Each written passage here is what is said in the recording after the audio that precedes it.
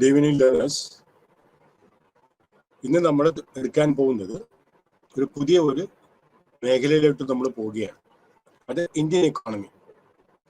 കാരണം ഇതിനു മുമ്പ് ഞാനിവിടെ ക്ലാസ് എടുത്തിട്ടുണ്ട്.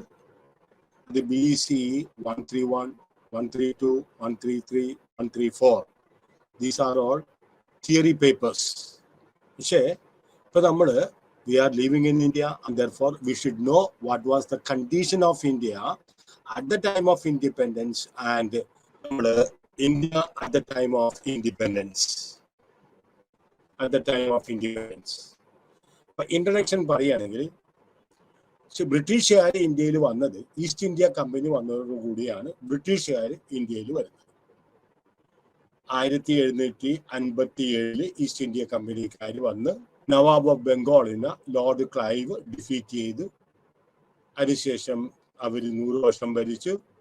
അതിനുശേഷം ക്രൗൺ ഏറ്റെടുത്തു, ബ്രിട്ടീഷ് ക്വീൻ ഭരണം ഏറ്റെടുത്ത് അവരും ഏകദേശം ഒരു 100 വർഷം ഏകദേശം ഇന്ത്യ ഭരിച്ചു.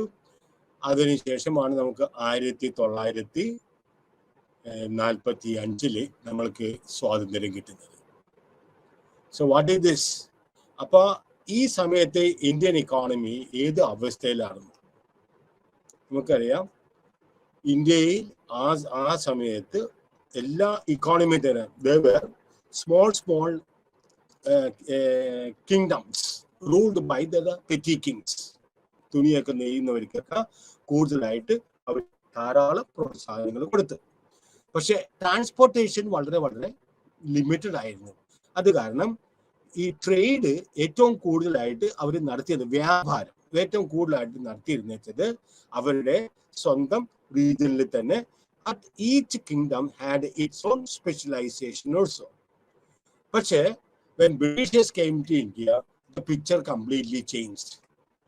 കാരണം there was a drain of wealth from India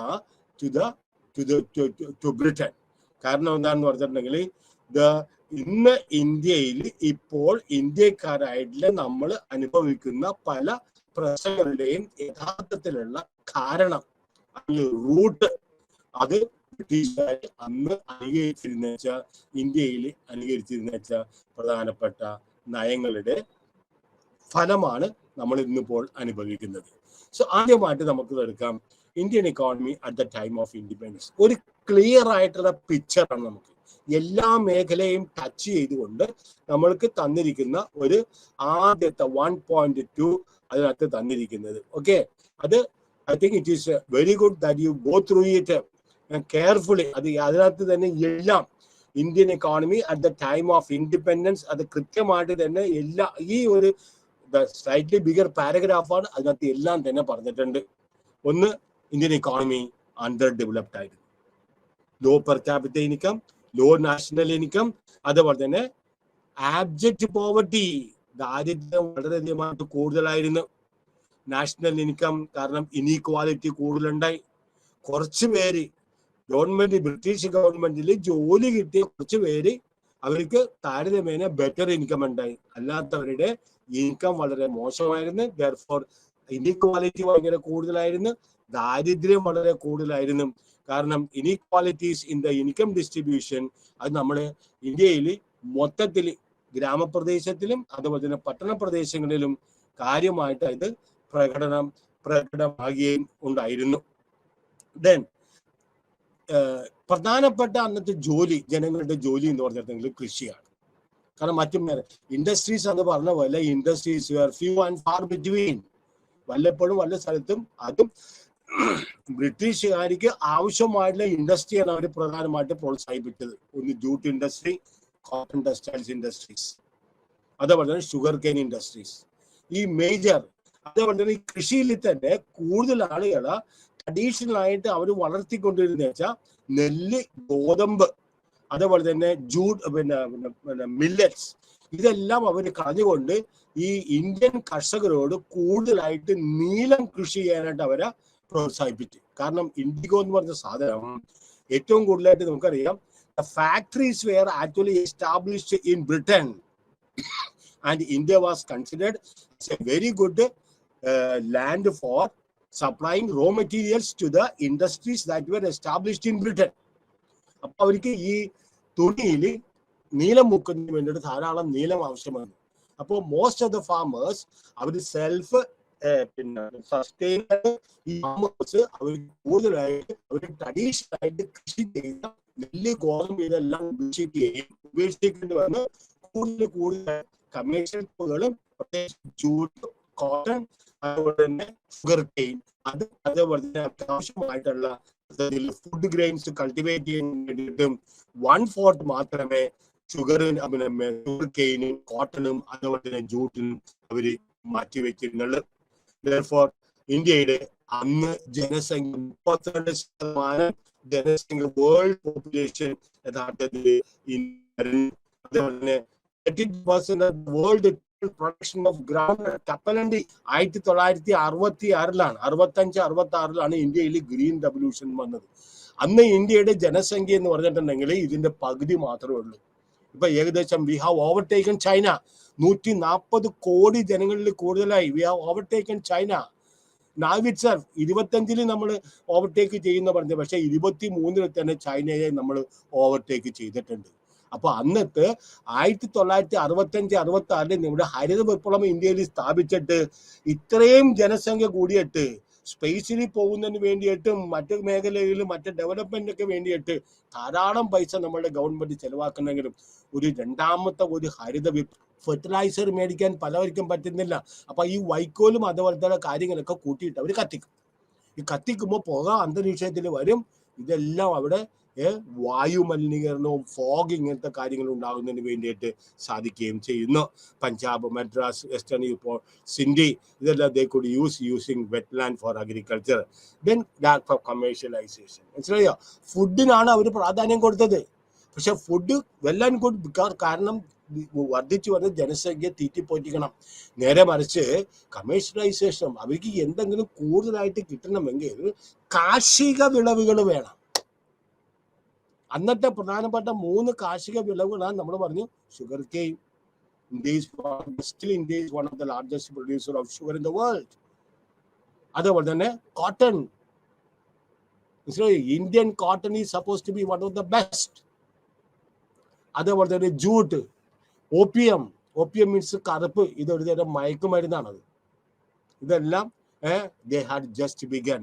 പക്ഷേ ഇന്നത്തെ പ്രശ്നം എന്താണെന്ന് പറഞ്ഞിട്ടുണ്ടെങ്കിൽ പാർട്ടീഷൻ വന്നപ്പോൾ 1947 പാർട്ടീഷൻ വന്നപ്പോൾ മനസ്സിലായോ, ഈ കമേഴ്ഷ്യൽ ക്രോപ്പുകളായിട്ടുള്ള കോട്ടൺ, ജൂട്ട്, ഓപ്പിയം ഇതെല്ലാം ബംഗ്ലാദേശിലേക്കും അത് ഇന്നത്തെ പാകിസ്ഥാനിലേക്കും അതുപോലെ തന്നെ ഇന്നത്തെ ബംഗ്ലാദേശിലേക്കും അവിടെ പാർട്ടീഷൻ വന്നപ്പോൾ ഇതെല്ലാം വളരുന്ന മേഖലകൾ അവിടെയായി. വ്യവസായം അന്ന് ചെറുകിട കോട്ടേജ് ഇൻഡസ്ട്രീസ് എല്ലാം ഈ മേഖലയിലുള്ള കോട്ടേജ് ഇൻഡസ്ട്രീസ് എല്ലാം ഇന്ത്യയിലായി പോവുകയും ചെയ്തു. ഇൻഡസ്ട്രി ഞാൻ പറഞ്ഞു വ്യവസായ സ്ഥാപനങ്ങൾ വളരെയധികമായിട്ട് കുറവായിരുന്നു. There were very few and far between. മനസ്സിലായോ? There was no uniformity in production. Then mining ഉണ്ട്. India is rich in natural resources. Mining ഉണ്ട്, പക്ഷേ it did not employ many workers.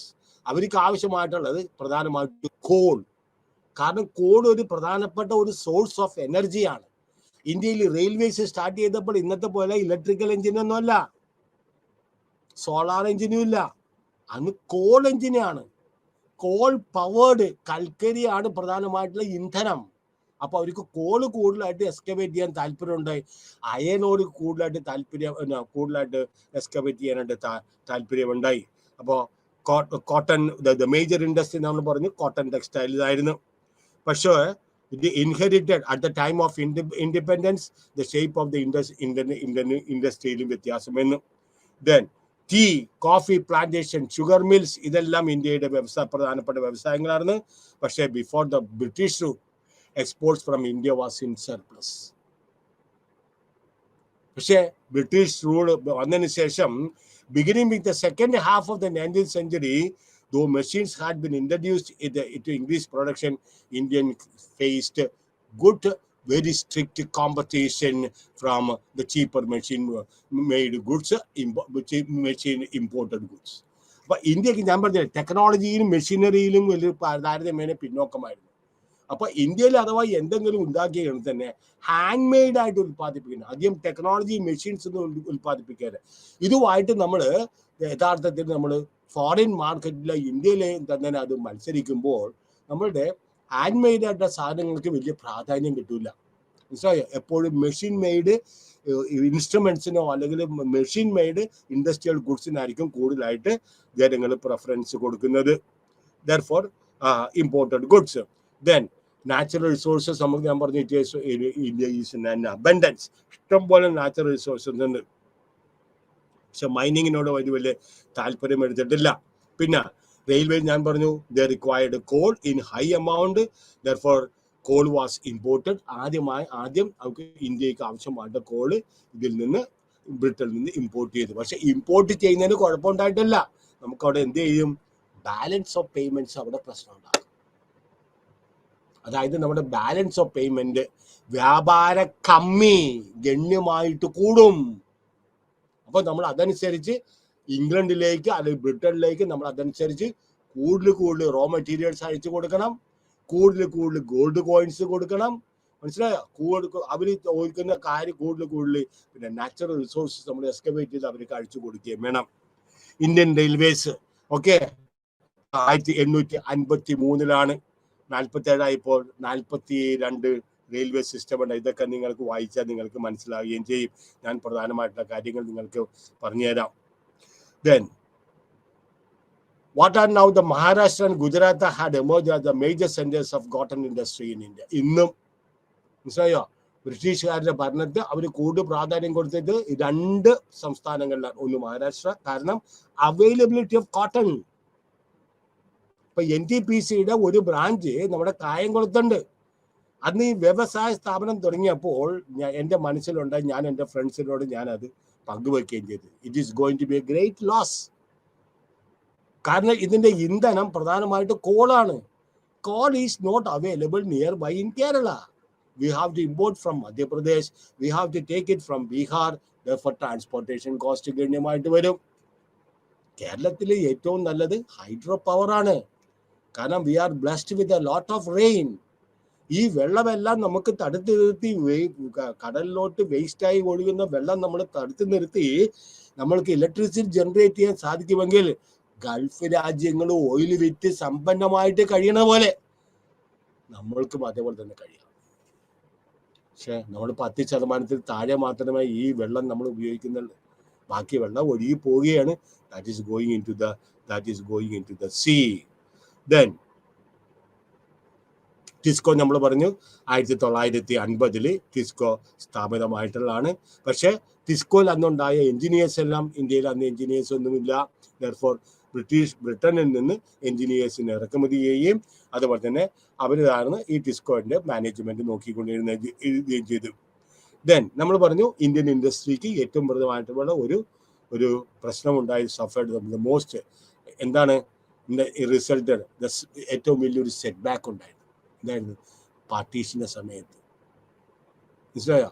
വ്യവസായ സ്ഥാപനങ്ങളൊക്കെ, ജൂട്ട് വ്യവസായ സ്ഥാപനം, കോട്ടൺ വ്യവസായ സ്ഥാപനമൊക്കെ ഇന്ത്യയിൽ. പക്ഷെ ഇതെല്ലാം വളർന്ന സ്ഥലങ്ങൾ, ഗ്രോ ചെയ്യുന്ന സ്ഥലങ്ങളെല്ലാം ഐദർ പാകിസ്ഥാനിലോ അല്ലെങ്കിൽ ഈസ്റ്റ് പാകിസ്ഥാൻ എന്നാണ് ഞാൻ ഇന്നത്തെ ബംഗ്ലാദേശിനെന്ന് പറഞ്ഞിരുന്നത്. ഈസ്റ്റ് പാകിസ്ഥാനിലോ ആയിപ്പോയി. Pakistan, Sindh and West Bengal, West Punjab. Therefore ഇൻഡിപെൻഡൻസിന്റെ സമയത്ത് okay the labor of these mills got unemployed. അവർക്ക് ഇതില്ല, റോ മെറ്റീരിയൽസ് ഇല്ല, പലരും അൺഎംപ്ലോയിഡ് ആയി കഴിഞ്ഞ് വേറെ ജോലിയൊന്നുമില്ല. ഇവിടുന്ന് അപ്പം തന്നെ ലണ്ടനിലേക്ക് കാനഡയിലേക്ക് പഠിക്കാൻ പോകാനൊന്നും പറ്റിയൊന്നുമില്ല. മനസ്സിലായോ? വേറെ ഒരു തൊഴിലും അറിയാൻ പാടില്ല. Therefore they had to depend upon agriculture. Employment industries 1.8% മാത്രമേ ഉണ്ടായുള്ളൂ. Then it was then the country was working in the industry and that to consumer goods industries. Consumer goods industries ആണ് അന്ന് പ്രാധാന്യം. കാരണം വളർന്നു വന്ന ജനസംഖ്യയ്ക്ക് ഉപഭോഗത്തിന് വേണ്ടിയിട്ട് ഉൽപ്പാദിപ്പിക്കുന്നതിന് വേണ്ടിയിട്ടുള്ള വ്യവസായ സ്ഥാപനങ്ങൾ മറ്റേ ഇൻഡസ്ട്രീസ്, ഹെവി ഇൻഡസ്ട്രീസും വളരെ കുറവായിരുന്നു. Due to this factors India when it got in its freedom, നമ്മുടെ ട്രേഡ് ഡെഫിസിറ്റ്, അന്താരാഷ്ട്ര വ്യാപാര കമ്മി ഗണ്യമായിട്ട് വർദ്ധിക്കുകയും ചെയ്യും. അത് നമ്മളുടെ ഇന്ത്യയുടെ ഒരു പ്രധാനപ്പെട്ട ഒരു പ്രശ്നമായിട്ട് മാറുകയും ചെയ്തു. ദെൻ ഇന്ത്യയിൽ ബ്രിട്ടീഷുകാർ വരുന്നതിന് മുമ്പ് ഓരോ പ്രൊവിൻസ്, ഞാൻ പറഞ്ഞ കുട്ടി രാജാക്കന്മാർ, ചെറിയ രാജാക്കന്മാർ ഓരോ മേഖലയിൽ ഭരിച്ചു വെച്ചു. അന്ന് അവർക്ക്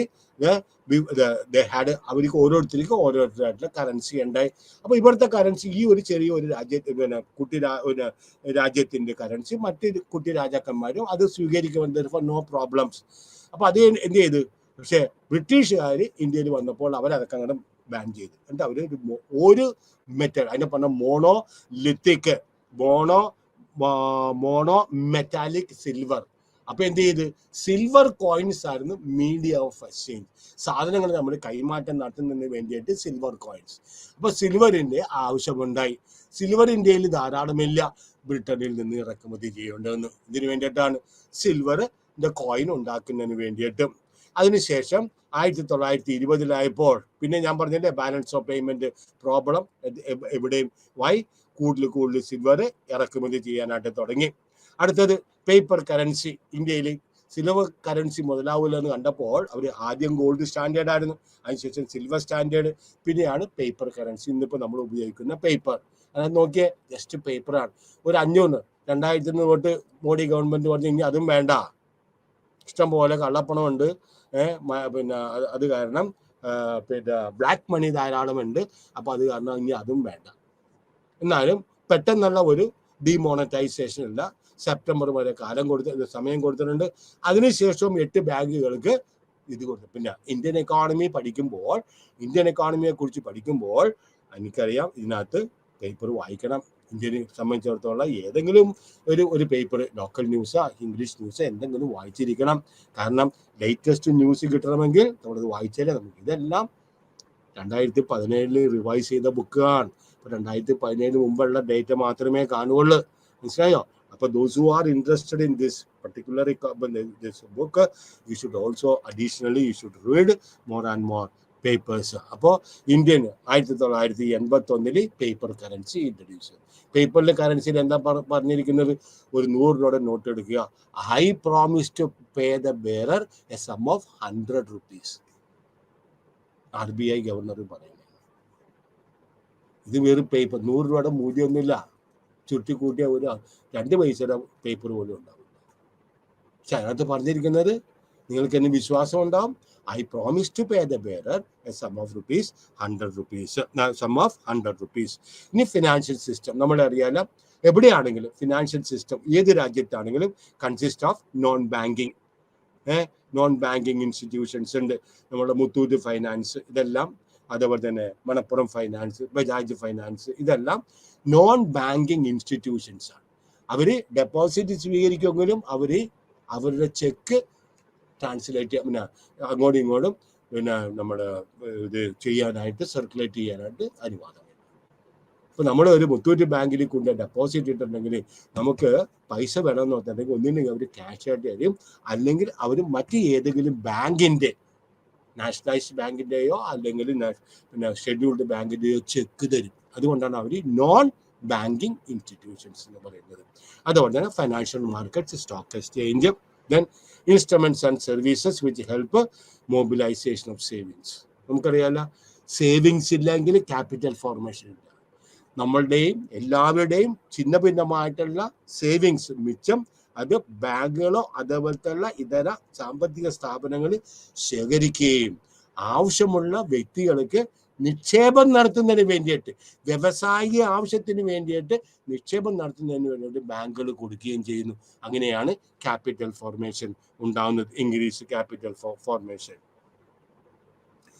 then major source of lending നമുക്കറിയാം. ബാങ്കിങ് പ്രത്യേകിച്ച് ഗ്രാമപ്രദേശങ്ങളിൽ കാര്യമായിട്ട് ഡെവലപ്പ് ചെയ്തില്ല. അന്ന് കൂടുതലായിട്ട് ആളുകൾക്ക് പണം വേണമെങ്കിൽ അവർ മണി ലെൻഡേഴ്സിൻ്റെ അടുത്ത് പോകും. അവർ മണി ലെൻഡേഴ്സ് കൂടുതലായിട്ട് ഇൻട്രസ്റ്റ് മേടിക്കുകയും ചെയ്യും. The first bank of India 1786 ആദ്യത്തെ ബാങ്ക് ഇന്ത്യയിൽ ഇൻട്രൊഡ്യൂസ് ചെയ്തത്. പക്ഷേ ഡെവലപ്മെന്റ് വളരെ സ്ലോ ആയിരുന്നു. അതിനുശേഷം 3 ബാങ്കുകൾ, കാരണം ബ്രിട്ടീഷുകാർ ഇന്ത്യ ഭരിക്കുന്നേ വാസ്റ്റ് കൺട്രിയാണ്, മനസ്സിലായോ? പാർട്ടീഷൻ ആയിട്ടില്ല. പാകിസ്ഥാനും ബംഗ്ലാദേശും ഇന്ത്യയായിട്ടൊന്നും പാർട്ടീഷനുണ്ട്. അപ്പൊ അവർക്ക് ഭരണം ഒരു സ്ഥലത്ത് നിന്ന് മറ്റൊരു സ്ഥലത്തേക്ക് നടത്തുക, കാര്യങ്ങളൊക്കെ ഭംഗിയായിട്ട് കൊണ്ടുപോവുക, പണം it is the source of everything. അപ്പൊ അതിന് വേണ്ടിയിട്ട് അവർ 3 ബാങ്കുകൾ, പ്രധാനപ്പെട്ട ബാങ്കുകൾ സ്ഥാപിച്ചു. അതിനെ പറഞ്ഞത് presidency bank of Bengal, presidency bank of Calcutta and presidency bank of Madras. ഈ 3 പ്രസിഡൻസി ബാങ്കുകളും കൂടി അവർ ഒന്നാക്കിയിട്ടാണ് നമ്മുടെ സ്റ്റേറ്റ് ബാങ്ക് ഓഫ് ഇന്ത്യ ആക്കിയത്. മനസ്സിലായോ? Even now it is the biggest public sector bank. അതിനുശേഷം RBI സ്ഥാപിച്ചു. RBI എന്നാണ് സ്ഥാപിച്ചിരിക്കുന്നത്? 1940 RBI, the bank of India extended. Okay, balance 35 and 48. Okay, ഇത് നോക്കുക. മനസ്സിലായോ? നമ്മൾ പറഞ്ഞു ഗ്രാമപ്രദേശങ്ങളിൽ ബാങ്കിങ് സ്ഥാപനങ്ങൾ കുറവായിരുന്നു. കൂടുതലായിട്ട് അവർക്ക് മണി ലെൻഡേഴ്സിന് അവർക്ക് ആശ്രയിക്കണം. അവർ വളരെയായിട്ട് ഇൻട്രസ്റ്റ് ചാർജ് ചെയ്യുമായിരുന്നു. അപ്പോൾ ഇത് ഗവൺമെന്റ് മനസ്സിലാക്കി. പിന്നെ ഇവിടെ കുറെ ബാങ്കിങ് റെഗുലേഷൻ ആക്ട് 1949 ഇതെല്ലാം നിങ്ങൾ വായിച്ചു നോക്കിയാൽ മതി. ഓരോ സെന്റൻസ് വായിച്ചു നോക്കിയാൽ നമുക്ക് 236 പേജസ് ഉണ്ട് ഈ ലെസൺ തീർക്കണമെങ്കിൽ. എനിക്ക് തന്നിരിക്കുന്നത് 8 ക്ലാസ്സാണ്. അപ്പോൾ വേറെ വ്യക്തിമേ. അപ്പോൾ ഗ്രാമപ്രദേശങ്ങളിൽ ബാങ്കുകളുടെ അഭാവം കാരണം, പ്രത്യേകിച്ച് ഗ്രാമപ്രദേശങ്ങളിൽ കാർഷിക മേഖല സഹായിക്കുന്നതിന് വേണ്ടിയിട്ട് 1982 government NABARD, national bank for agriculture and rural development സ്ഥാപിക്കുകയും ചെയ്തു. പിന്നെ സ്റ്റോക്ക് എക്സ്ചേഞ്ച് അന്ന് പ്രധാനമായിട്ട് Bombay stock exchange, Ahmedabad stock exchange, Calcutta stock exchange. ഇതിപ്പോൾ എല്ലാ സംസ്ഥാനങ്ങളിലും തന്നെ ഇപ്പോൾ നമുക്ക് Kochi stock exchange, Chennai stock exchange ഉണ്ട്. മനസ്സിലായോ? എല്ലാ സംസ്ഥാനങ്ങളിലും അവരുടേതായിട്ടുള്ള സ്റ്റോക്ക് എക്സ്ചേഞ്ച് ഉണ്ട്. പക്ഷേ നമുക്ക് അറ്റ് ദ ടൈം ഓഫ് നമുക്ക് ഇൻഡിപെൻഡൻസിന് സമയത്ത് നമുക്ക് 3 പ്രധാനപ്പെട്ട സ്റ്റോക്ക് എക്സ്ചേഞ്ച് ഉണ്ടായിരുന്നു. അത് ഗവൺമെന്റ് ആയിരുന്നു അവരെ റെഗുലേറ്റ് ചെയ്തിരുന്നത്. Then with a small banking system നമ്മൾ പറഞ്ഞ് വളരെ കുറവായിരുന്നു. അത് കാരണം സേവിങ്സും ഇൻവെസ്റ്റ്മെന്റും ക്യാപിറ്റൽ ഫോർമേഷനും എല്ലാം വളരെ കുറവാകുകയും ചെയ്തു. ഓക്കെ, ഒരു മിനിറ്റ്, ഇച്ചിരി വെള്ളം.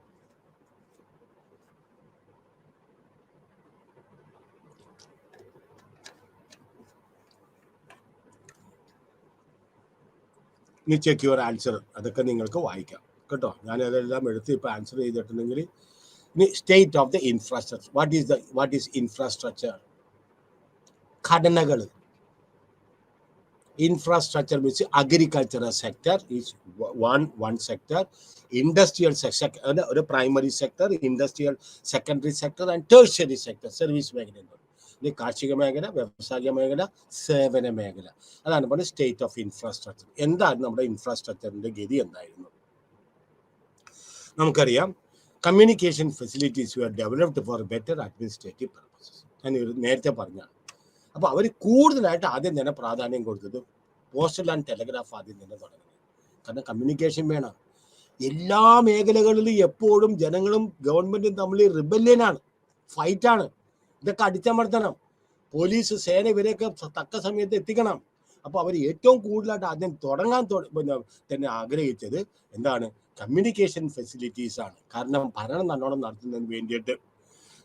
when India served Britain, air transport ആദ്യമായിട്ട്. കാരണം പട്ടാളക്കാരെ ഇന്ത്യയിൽ നിന്ന് റിക്രൂട്ട് ചെയ്ത് അവരെ ബ്രിട്ടനിലേക്ക് കൊണ്ടുവരുന്നതിന് വേണ്ടിയിട്ട് അവർ ആദ്യം തന്നെ എയർ ട്രാൻസ്പോർട്ടാണ് ആദ്യമായിട്ട് അവർ സ്ഥാപിച്ചിരിക്കുന്നത്. അതേപോലെ തന്നെ basic infrastructure requirement development industries for electricity വളരെ അത്യാവശ്യമാണ്. ഊർജം. ഇന്നത്തെ ഫാസ്റ്റ് മൂവിങ് വേൾഡിൽ, ഇന്നത്തെ ഫാസ്റ്റ് ഡെവലപ്ഡ് വേൾഡിൽ അതിന്റെ അടിസ്ഥാനമായിട്ടുള്ള ഘടകം, അതിന് സപ്പോർട്ട് ചെയ്ത അടിസ്ഥാനമായിട്ടുള്ള ഘടകം എനർജിയാണ്. What ever B the source of energy. മനസ്സിലായോ? വിൻഡ് എനർജി ആകാം, അല്ലെങ്കിൽ ഹൈഡ്രോ എനർജി ആകാം, അല്ലെങ്കിൽ പെട്രോൾ ആകാം, ഡീസൽ ആകാം, കോൾ ആകാം, whatever be it is. ഇതെല്ലാത്തിനെയും ഈ എനർജി ബെറ്റർ ആയിട്ട് വരും തോറും സ്പീഡ്, നമ്മുടെ ഡിസ്റ്റൻസ് ബിറ്റ്വീൻ ഡിഫറെന്റ് ലൊക്കേഷൻസ് ഗണ്യമായിട്ട് കുറഞ്ഞു വരികയും. ശരിയാ? പണ്ട് കോൾ എഞ്ചിനായിരുന്നു, അതിങ്ങനെ പതുക്കെ പോകും. ഒരു മണിക്കൂറിൽ 30-32 കിലോമീറ്റർ പോകും. ഇന്നിപ്പോൾ അങ്ങനെയല്ല, മനസ്സിലായോ? 140 ഹൈ സ്പീഡ് പിന്നെ റെയിൽവേസ് ഇതെല്ലാം ഇംഗ്ലീഷ് വന്ദേ ഭാരത് ഇതെല്ലാം അവർ ഇൻട്രൊഡ്യൂസ് ചെയ്തിരിക്കുന്നത്. വൈ? ഇതെന്തിനു വേണ്ടിയിട്ടാണ്? സ്പീഡ് കൂട്ടുന്നതിന് വേണ്ടിയിട്ട്. സ്പീഡ് കൂട്ടുന്നതിന് വേണ്ടിയിട്ട് എനർജിക്ക് അതനുസരിച്ച് എനർജിയിലും കാര്യമാണ് development. So energy it is required for development of any industry.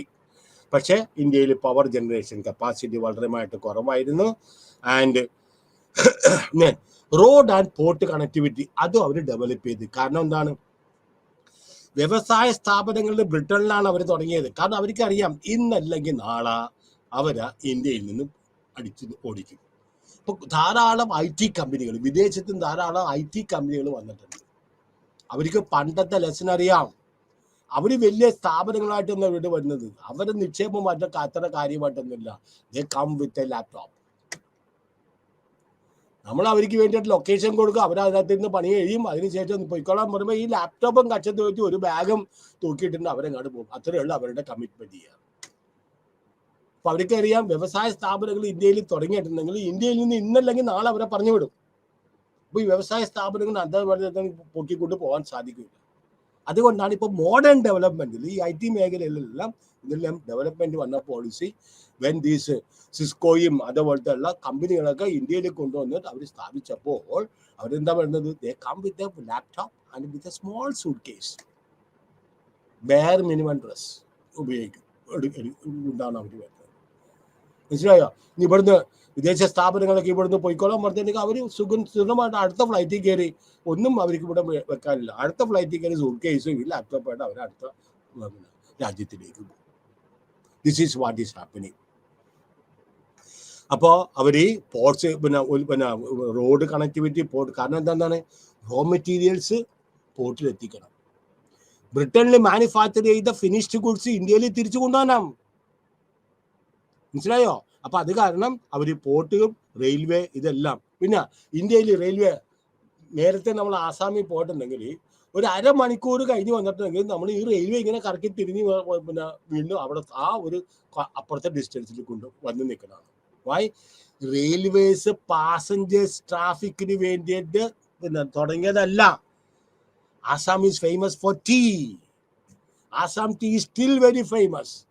ഈ ടീ ലീവ്സ് കണക്ട് ചെയ്യുന്നതിന് വേണ്ടിയിട്ട് അവർ റെയിൽവേ ട്രാക്ക് ഉണ്ടാക്കി. പോർട്ട് മേജർ പോർട്ടുകളായിട്ട് അവർ റോഡുകൾ കണക്ട് ചെയ്ത്, റെയിൽവേസ് കണക്ട് ചെയ്ത് ഈ റോ മെറ്റീരിയൽസ് ബ്രിട്ടനിലേക്ക് കൊണ്ടുപോകണം. തിരിച്ച് ഫിനിഷ്ഡ് ഗുഡ്സുകൾ തിരിച്ച് അവർക്ക് കൊണ്ടുവരികയും വേണം. ദെൻ ഇൻഫ്രാസ്ട്രക്ചർ, രണ്ടാം പ്രധാനപ്പെട്ട ഇൻഫ്രാസ്ട്രക്ചർ ഉണ്ട്. ഒന്ന് ഹ്യൂമൻ ഇൻഫ്രാസ്ട്രക്ചർ, രണ്ടാമത് ഫിസിക്കൽ ഇൻഫ്രാസ്ട്രക്ചർ. എന്താണ് ഫിസിക്കൽ ഇൻഫ്രാസ്ട്രക്ചർ എന്ന് പറഞ്ഞിട്ടുണ്ടെങ്കിൽ നമ്മുടെ റോഡ്, റെയിൽവേസ്, എയർവേസ് ഇതെല്ലാമാണ്. Banking, insurance, modes of transport ഇതെല്ലാമാണ് നമ്മളുടെ കമ്മ്യൂണിക്കേഷൻ, ഇതെല്ലാമാണ് നമ്മളുടെ പിന്നെ ഫിസിക്കൽ ഇൻഫ്രാസ്ട്രക്ചർ. അതൊക്കെ പറഞ്ഞാൽ ഇക്കണോമിക് ഇൻഫ്രാസ്ട്രക്ചർ എന്ന് പറയും. പിന്നെ ഹ്യൂമൻ ഇൻഫ്രാസ്ട്രക്ചർ അല്ലെങ്കിൽ സോഷ്യൽ ഇൻഫ്രാസ്ട്രക്ചർ എന്ന് പറയും. ഇതെല്ലാം എന്താണ്? Training and skill development. ഇതാണ് സോഷ്യൽ സൊസൈറ്റിയുടെ ഇംപ്രൂവ്മെന്റിന് വേണ്ടിയിട്ട് ആളുകൾക്ക് എന്ത് ചെയ്യണം?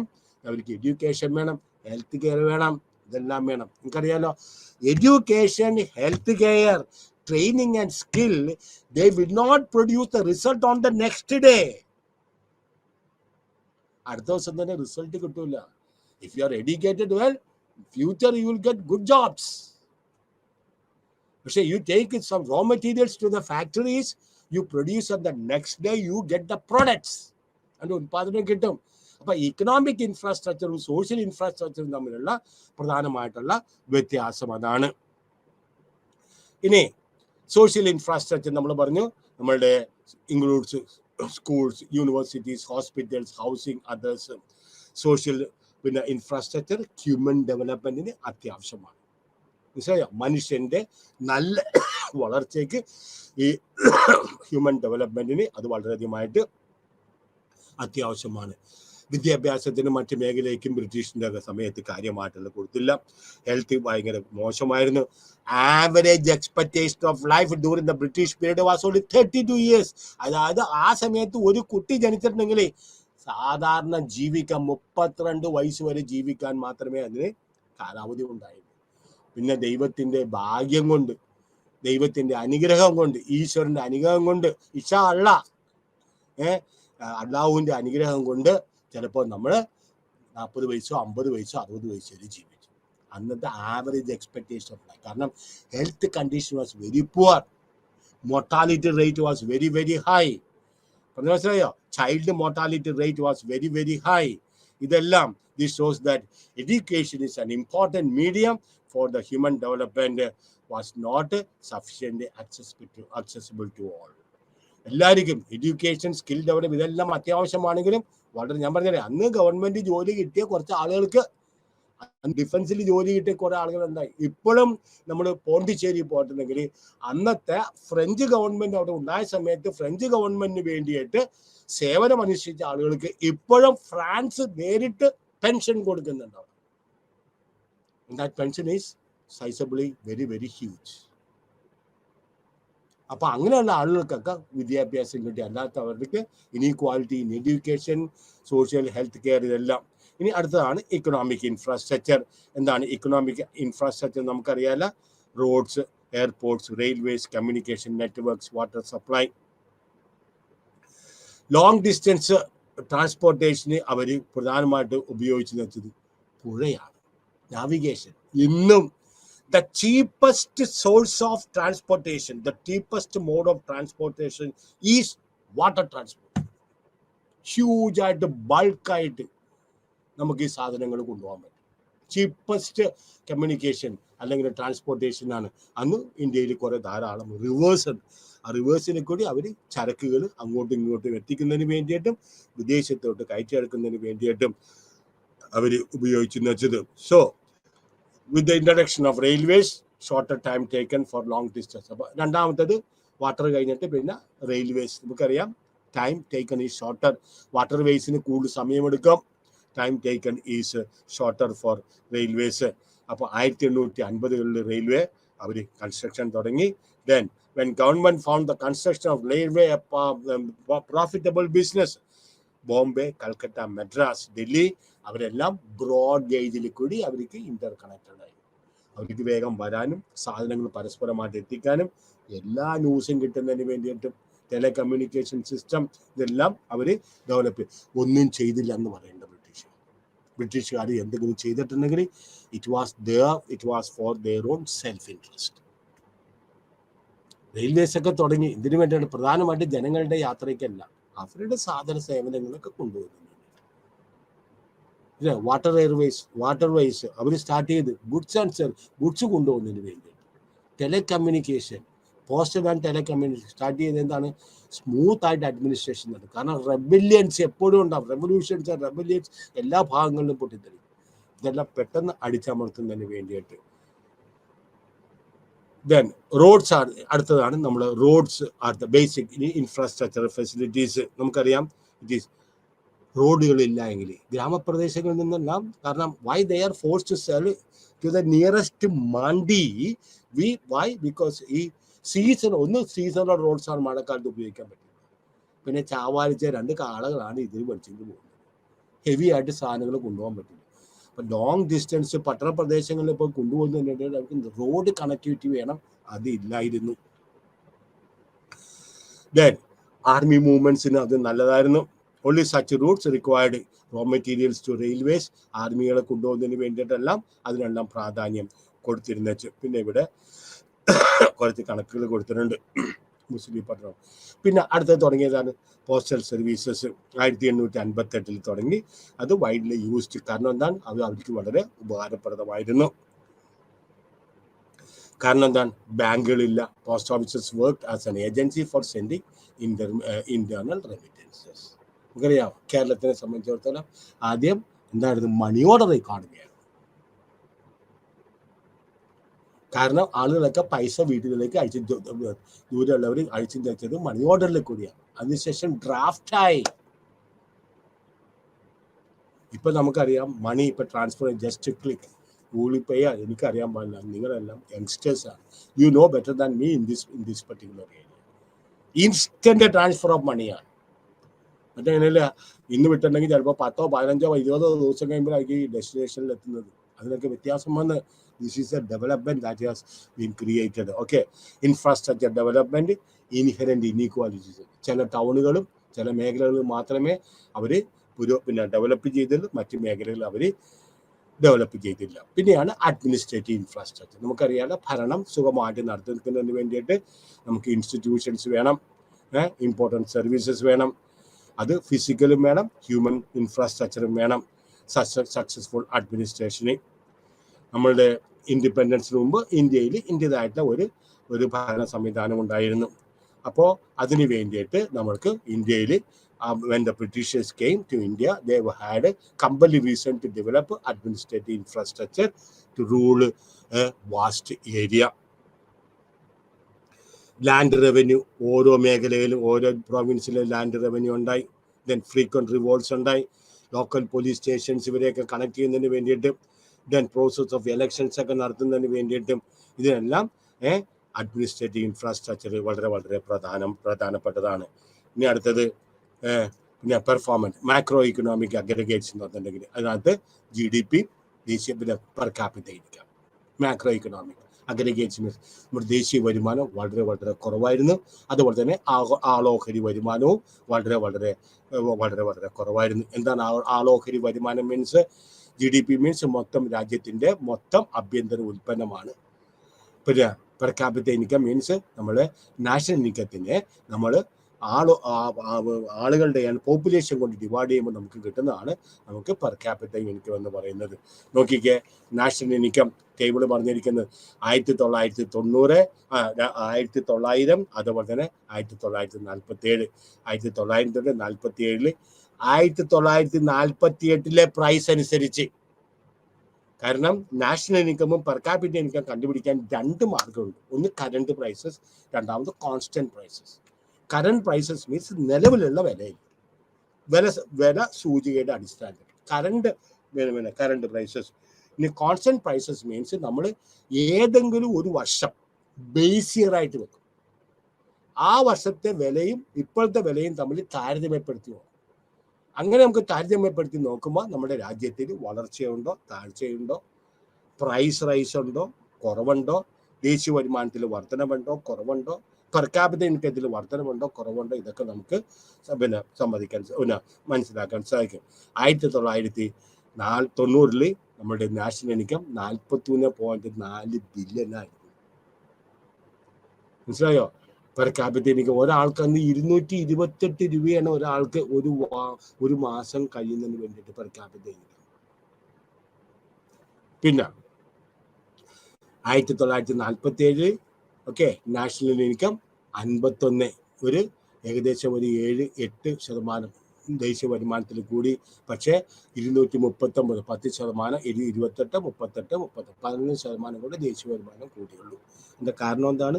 ജനസംഖ്യ വർദ്ധിച്ചിട്ടുണ്ടെങ്കിൽ കൂടുതൽ ആളുകൾ നാഷണൽ ബൗണ്ടി അല്ലെങ്കിൽ നാഷണൽ ബൂട്ടി അല്ലെങ്കിൽ നമ്മുടെ ദേശീയ വരുമാനത്തിന് അത് പങ്കുവെക്കാനായിട്ട് ജനസംഖ്യ വർദ്ധിച്ചിട്ടുണ്ടെങ്കിൽ പെർ ക്യാപിറ്റ ഇൻകമും അതനുസരിച്ച് കുറയുകയും ചെയ്യും. ഇനി sectoral share in national income, ഓരോ മേഖലയും നമ്മുടെ structural changes in structure, primary sector, secondary sector, tertiary sector എന്ന് പറയുന്നത്. പ്രൈമറി സെക്ടർ എന്ന് പറഞ്ഞിട്ടുണ്ടെങ്കിൽ അറിയാൻ പാടില്ലാത്തവർ നോക്കിക്കുക. പ്രൈമറി സെക്ടർ മീൻസ് കൃഷിയും അതിനോട് അനുബന്ധമായിട്ട് വ്യവസായങ്ങളും നമ്മൾ പറഞ്ഞ primary sector. Secondary sector means വ്യവസായവും അതിനോട് അനുബന്ധമാണ് ചെറുകിട വ്യവസായങ്ങളും വൻകിട വ്യവസായങ്ങളും അതെല്ലാം. ടേഴ്സറി സെക്ടർ മീൻസ് സേവന മേഖലകൾ. അപ്പോൾ 1900 തൊട്ട് 1904 പ്രൈമറി കാർഷിക മേഖലയുടെ സംഭാവന ദേശീയ വരുമാനത്തിലേക്ക് 66%. നേരെ മറിച്ച് സെക്കൻഡറി വ്യവസായ മേഖല വെറും 12%. Tertiary sector 23%. നേരെ മറിച്ച് 42-46 നമ്മളുടെ പ്രൈമറി സെക്ടർ 53% കുറഞ്ഞു. പക്ഷെ അതനുസരിച്ച് വ്യവസായ മേഖലയിൽ വളർച്ച കൂടി, അതനുസരിച്ച് സേവന മേഖലയിൽ ഇതനുസരിച്ച് വളർച്ച കൂടി. ഇതിൻ്റെ കുറവ് ഈ സെക്കൻഡറി സെക്ടറും ടേഴ്സറി സെക്ടറും കൂടി വീതിച്ചെടുക്കുകയും ചെയ്തു. ഓക്കെ, ഇതാണ് ഡെവലപ്മെന്റ്. അപ്പൊ ഇപ്പൊ നമ്മൾ ഒരു 20 മാർക്കിന്റെ ക്വസ്റ്റ്യൻ ആണ് നമ്മൾ ഡിസ്കസ് ചെയ്തിരിക്കുന്നത്. What is the state of the Indian economy at the time of independence? ഇത് 20 മാർക്കിന്റെ ക്വസ്റ്റ്യൻ ആണ്, 500 വാക്കുകൾ എഴുതേണ്ടതാണ്. അപ്പൊ നിങ്ങൾ ഇതെല്ലാം എഴുതണം. ഇനി ഡെവലപ്മെന്റ് പാരഡൈംസിന്റെ അർത്ഥം എന്താണ്? മാതൃക, മോഡൽ. Development paradigms, model. അപ്പൊ ഇവിടെ നമ്മൾ economic growth and economic development ആദ്യമായിട്ട് ഇവിടെ ഒരു 4 മാർക്കിന്റെയോ 3 മാർക്കിന്റെയോ 5 മാർക്കിന്റെയോ ക്വസ്റ്റ്യന്റെ ആൻസർ ആണ് ഇവിടെ ഡിസ്കസ് ചെയ്തിരിക്കുന്നത്. നിങ്ങളുടെ ഞാനിപ്പോ പരീക്ഷ പേപ്പർ ഇപ്പൊ നോക്കിയപ്പോ എനിക്ക് കിട്ടിയതാണ്. മനസ്സിലായോ? വാല്യുവേഷന്റെ ആ സമയത്തല്ല എനിക്ക് കിട്ടിയത്. കാരണം ആ ക്വസ്റ്റ്യൻ പേപ്പർ എനിക്ക് അവിടെ ആ സമയത്ത് എനിക്ക് കിട്ടിയതാണ്. അപ്പൊ ആ സമയത്ത് ക്വസ്റ്റ്യനകത്ത് എപ്പോഴും ചോദിക്കുന്ന വേറൊരു ചോദ്യമാണ് distinguish between economic growth and economic development. വളരെ വളരെ സിമ്പിളാണ്. What is economic growth? Growth refers to rise in national income or per capital. ഇത് എങ്ങനെ വളർന്നു? ദേശീയ വരുമാനത്തിലോ ആളോഹരി വരുമാനത്തിലോ വർധനവുണ്ടെങ്കിൽ ആ രാജ്യത്തിൽ ഇക്കണോമിക് ഗ്രോത്ത് ഉണ്ട്. ആ ദേശീയ വരുമാനം എങ്ങനെ? ഇല്ലീഗൽ ആക്ടിവിറ്റീസ് കൊണ്ട്, കള്ളച്ചാരായം വാറ്റിയത് കൊണ്ടോ കള്ളക്കടത്ത് നടത്തിയത് കൊണ്ടോ വരുമാനത്തിൽ കൂടാം. ഇത് അവർ ചോദിക്കുന്നില്ല. വളർച്ച ഉണ്ടോ? ദേശീയ വരുമാനത്തിൽ ആഗോള വരുമാനത്തിൽ വർധന ഉണ്ടോ? രാജ്യത്തിന് സാമ്പത്തിക ഗ്രോത്ത് ഉണ്ട്, വളർച്ചയുണ്ട്. നേരെ മറിച്ച് സാമ്പത്തിക പുരോഗതി, ഇറ്റ് ഈസ് സംതിങ് ഡിഫറെന്റ്. എന്താണത്? In addition to growth, economic growth വേണം. അതുകൂടാതെ ഇക്കണോമിക് ഡെവലപ്മെന്റ് ഇൻവോൾവ്സ്. അപ്പൊ economic development means economic growth plus improvement in health, education and other aspects of human welfare and other major structural changes like industrialization and urbanization. ഇതാണ് യഥാർത്ഥത്തിലുള്ള answer. അപ്പൊ economic growth ഇല്ലാതെ economic development ഉണ്ടാവും, economic development ഉണ്ടാകാതെ economic growth ഉണ്ടാവും.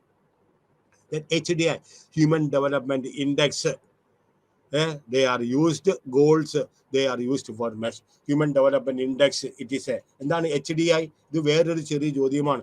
It is a composite measure reflecting the goals of leading a long life, acquiring knowledge and material well-being. But Millennium Development Goals, it is also the rely on the multiplicity of goals. Then approaches to development.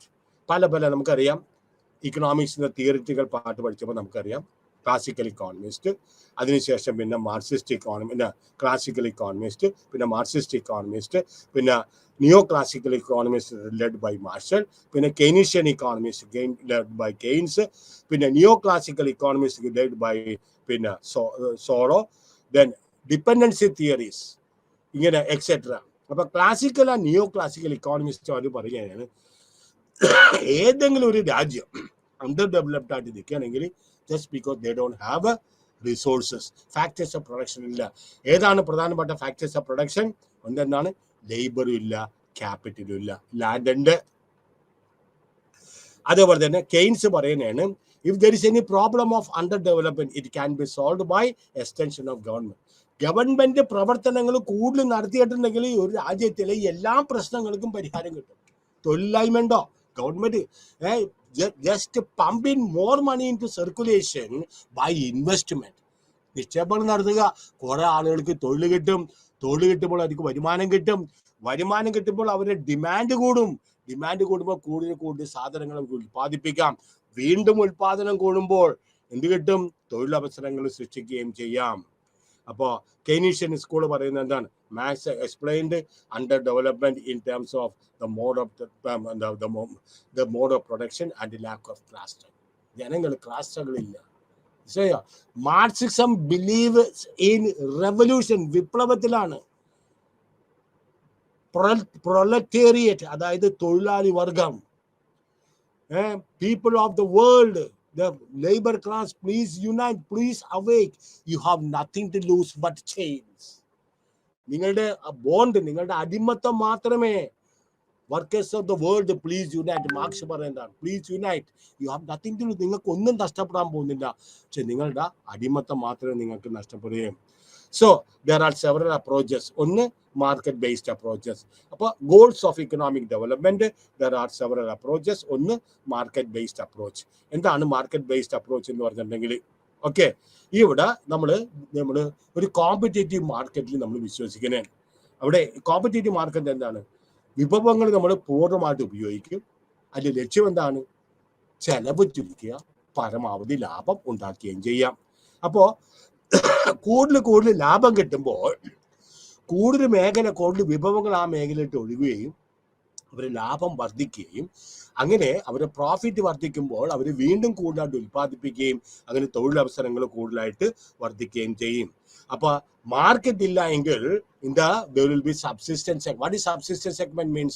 വിപണിക്ക് വേണ്ടിയിട്ട് ഉൽപ്പാദിപ്പിക്കാതെ സ്വന്തം ആവശ്യത്തിന് എനിക്കും എൻ്റെ ഫാമിലിക്കും എൻ്റെ മക്കൾക്കും എൻ്റെ കുടുംബാംഗങ്ങൾക്കും വേണ്ടി മാത്രം ഉൽപ്പാദിപ്പിക്കുന്ന സിസ്റ്റത്തിന് പറയുന്നത് സബ്സിസ്റ്റൻസ് ഫാമിംഗ്. കർഷകരെ സംബന്ധിച്ചോളം സബ്സിസ്റ്റൻസ് സെഗ്മെന്റ് മീൻസ് മാർക്കറ്റിന് ലക്ഷ്യമായിട്ട് ഉൽപ്പാദിപ്പിക്കാതെ സ്വന്തം ആവശ്യത്തിന് ഉൽപ്പാദിപ്പിക്കുന്നേ പറഞ്ഞത് പിന്നെ സബ്സിസ്റ്റൻസ് സെഗ്മെന്റ്സ് മീൻസ്. അപ്പോൾ the segments are related to several areas of development of public goods, of these of which there are no market but there is an immense public need. അപ്പോൾ public ഗുഡ്സിനെ സംബന്ധിച്ചിടത്തോളം വിപണിയില്ല, പക്ഷേ public ഗുഡ്സിന് ജനങ്ങൾ അത്യാവശ്യമാണ്. വെള്ളം, വെളിച്ചം, ഇതെല്ലാം public goods ആണ്. So many of these under developed markets have developed these requirements by giving a push for development process. ഇപ്പോൾ പല അപ്രോച്ചസും യഥാർത്ഥത്തിൽ പുഷ് ചെയ്തിരിക്കുന്നത് for the development of the state ആണ്. നാളെ നമുക്ക് ബാക്കി കുറച്ചുകൂടെ സ്പീഡിലെടുക്കാം. ഇപ്പം എനിക്ക് എൻ്റെ സംസാരം, ഇങ്ങനത്തെ കാര്യങ്ങളെല്ലാം നിങ്ങൾക്ക് മനസ്സിലായി ഞാൻ വിശ്വസിക്കുന്നു. Thank you very much.